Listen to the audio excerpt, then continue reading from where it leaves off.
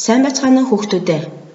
Өнөөдөр бид 11-р ангийн иргэний ёс зүйн боловсрол хичээлээрээ уламжлалт өв соёлоосоо суралцъя бүлэг сэдвийн хүрээнд цаг тооллын тухай үзэж судалцгаана. Энэхүү хичээлээрээ бид дэлхийд дахины цаг тооллын ялгуур уламжлалыг мэдэх, бэлгийн тоолол болон аргын тооллын ялгааг танин мэдэж, хооронд нь шилжүүлж сурах юм. Бидний хүрээлэн буй байгалийн бүхий л үзэгдлүүд нь тодорхой цаг хугацааны дотор явагддаг бөгөөд цаг хугацааг тооцоолон бодохгүйгээр орчлон ертөнц дээрх байгаль нийгмийн үзэгдлүүдийн зүй тогтол, зам хуулийг төсөөлөх боломжгүй юм. Германы эрдэмтэн Фридрих Энгельс антидюринг зохиолдоо бүх ахуйн хэлбэрийн үндэс нь уг чанартай огторгуй ба цаг хугацаа юм гэж хэдийн хэлсэн байдаг.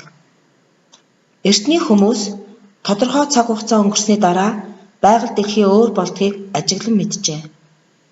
Тухайлбал тэд 100-аас дараагийн 100 болох хугацаагаар он цагийг тоолж эхэлсэн байна. Ингэснээр цаг хугацааг жилээр хэмжих ёс анхлан бий болжээ. Гэвч улс болгон өөр өөрийн зохиосон он тооллыг ашиглаж байсан нь аливаа түүхэн үйл явдлыг тоолоход бэрхшээл учруулж байсан тул түгээмэл тоолол бий болгох түүхэн шаардлага зүй ёсоор тулгарчээ. Он тоолол цаглбарын талаар лит, календар, хуанли зэрэг түгээмэл нэршлүүд байдаг бөгөөд эдгээр нь ерөнхий утгаараа нийгэм, шашин, худалдаа арилжаа, засаг захиргааны зорилтоор өдрүүдийг зохион байгуулах систем гэж ойлгож байна.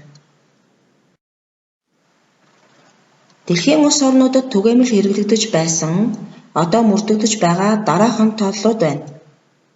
Үүнд Юлийн тоолол, Григорийн тоолол, Еврейн тоолол, Лалын тоолол, Маягийн тооллыг нэрлэж болно. Юлийн тооллыг анх нийтийн тооллын өмнөх 46 онд Юлий Цезар Ромын албан ёсны тоолол болгон нэвтрүүлсэн аж. Юлийн тоолол нь айжимдаа 13 хоногийн зөрүүтэйгээр тоолж эхэлсэн тул уг тооллыг шинжлэн сайжруулах зорилгоор 1582 онд Ромын пап 13 дугаар Григори шинэ цаг тооллыг зохиосон нь түүхэнд Григорийн тоолол гэж нэршигджээ. Дэлгэцэн дээрх зургаас Юлийн тоолол, Григорийн тооллын зөрүү ялгааг харж олно.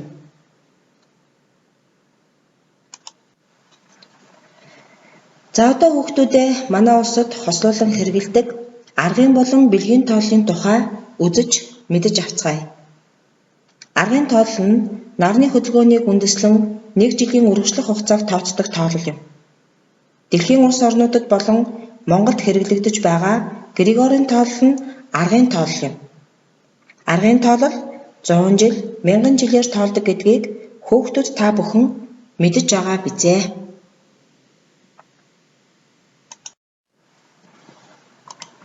Харин бэлгийн тооллын хувьд нарны хөдөлгөөнөөс гадна сар оддын хөдөлгөөнийг тооцож тоолдог бөгөөд мөн энэ утгаар нь сарны тоололч гэж бас нэрлэдэг.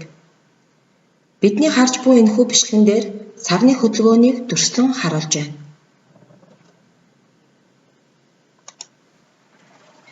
Бэлгийн тооллыг ихэвчлэн дорны улс орнууд хэрэглэдэг бөгөөд улс бүрийн бэлгийн тооллын эхлэх хугацаа янз бүр байдаг.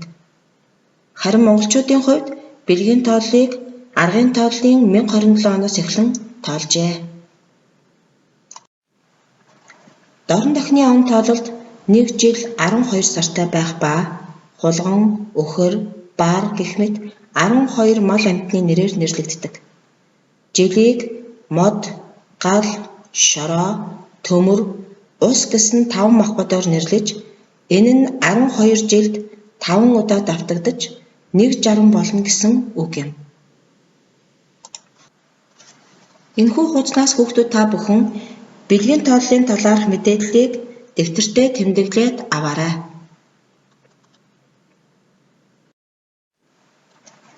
Бид 7 дугаар ангийн түүхийн хичээлээрээ бэлгийн тооллыг аргын тоололд шилжүүлэх, аргын тооллыг бэлгийн тоололд шилжүүлэх аргачлалыг мэдэж авсан билээ.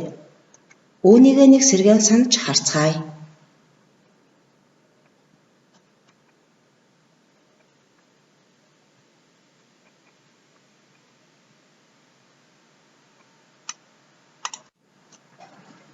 Эдгээр аргачлалыг дэвтэртээ тэмдэглэж аваад амьдралдаа хэрэгжүүлж сураарай.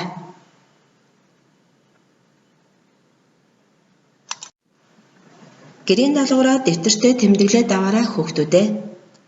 Хичээлд идэвхтэй оролцсонд баярлалаа.